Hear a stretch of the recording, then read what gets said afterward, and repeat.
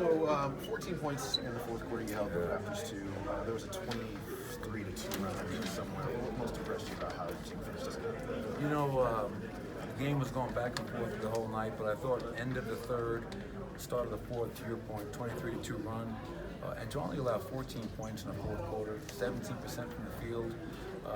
That's just great defense. Now, people are going to say, well, they were down guys. Obviously, we were down guys too. So you had two depleted rosters competing and playing very hard. But Jamal Murray, I ran the first play of the fourth quarter for him. Knew I had to try to get him going while Nicole was out. He makes that first shot, and once, as we all know, Jamal sees it go through the net, he gets hot. It doesn't take long. And he outscored them by himself in that fourth quarter. 15 points for Jamal, only 14 for them. But, I thought Torrey Craig's effort and Kawhi Leonard, who was a Finals MVP, was fantastic. He made him work. Kawhi still had a great game, but Torrey was really, really good for us tonight, as was everybody else. I mean, to beat that team twice in a season is a hell of an accomplishment for such a young team like ours. Obviously, the defense was there, but the offense in the third quarter, late in that third quarter and into the fourth, what kind of changed after being a little bit sluggish in the first half? Well, I would say anytime we can defend at that type of a level, that is going to allow us to get out and run and attack and not let them get set. Early on, they were shooting mid-40s, high 40s. Now you're playing against a set defense, and they're a pretty good defensive team. So I thought the reason our offense started to pick up was, one, Jamal made shots, but two, attack, get out and run, drag, double drag, drive and kick. And that's when we're at our best. We don't want to play a half-court game against a set defense. So the defense had a lot to do with our offense picking up. Nikola again with another 20-plus point game.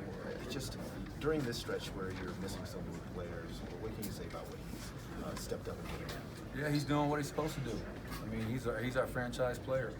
We've committed to him. We believe in him. He's the future of this team.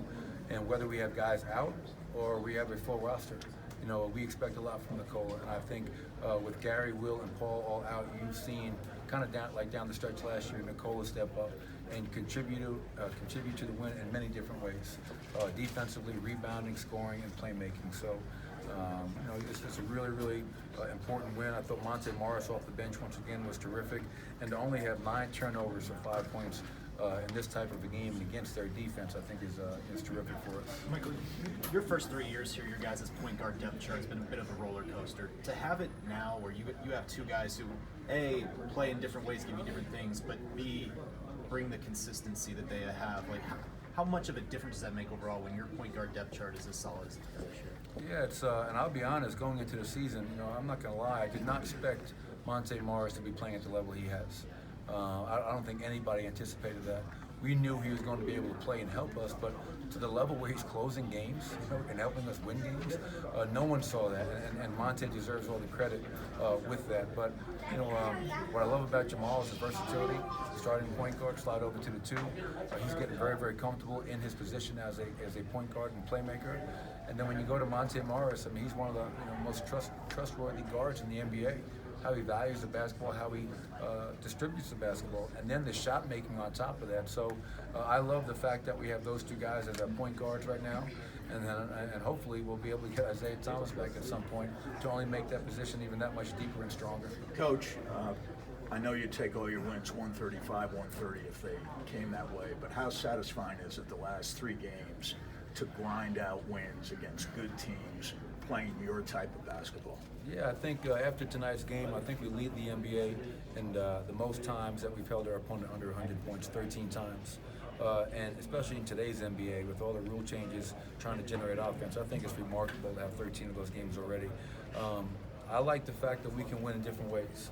We can win a game, to your point, 130 to 128, but I think our guys have truly bought into the fact that we are a defensive team. And if we have to grind out wins, and they may not be the most aesthetically pleasing games, but all we care about is the end result. And we're getting the wins, and we're getting it with tough defense and late game execution, which is a big part of our development. Do you realize you're 5-0 against arguably the 5 other best teams in the NBA right now? 2-0 against Toronto, Golden State, Boston, and the Clippers. Well, I guess maybe it says maybe we're the best team for the time being. There's a lot of games left, but I think one thing that we've done a really good job of is tempering our own excitement. Taking it one game at a time. Now our attention turns to Dallas. And the fact that we've beaten Toronto twice doesn't matter at all come next game.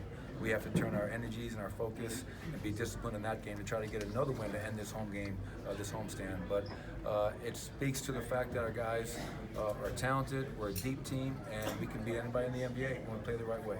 Some of those Jokic shots, does he still do stuff on the court that surprises you at this point? When he dunks the ball, I get surprised. When he blocks a shot, I get kind of surprised.